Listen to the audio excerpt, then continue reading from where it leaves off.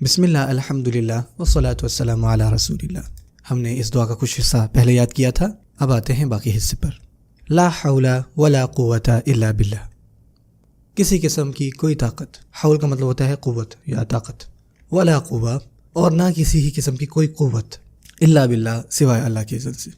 رسول اللہ صلی اللہ علیہ وسلم نے فرمایا لا حول ولا قوت الا باللہ، یہ جنت کے خزانوں میں سے خزانہ ہے. اور ہم نے اس کو پڑھا ہوا ہے ہمارے اس کورس کے سب سے پہلے سبق میں، اور ہم نے اس میں بھی یہی کہا تھا کہ کسی بھی قسم کی برائی سے بچنا، خود کو بچانا، یہ کسی بھی طرح سے ممکن نہیں اللہ تعالیٰ کی مدد کے بغیر.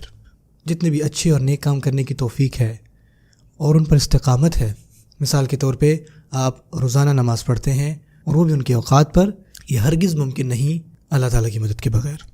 جب ہم کسی بھی کام کا ارادہ کرتے ہیں، خاص کر ضروری کام کا، تو ہمیں دل سے اس دعا کو پڑھنا چاہیے لا حول ولا قوت الا باللہ، کیونکہ بیماری سے شفا ملنا، غربت سے چھٹکارا ہونا اور تمام کاموں میں کامیابی مل جانا، یہ صرف اور صرف اللہ تعالیٰ کی مدد کے ساتھ ہی ممکن ہوتا ہے.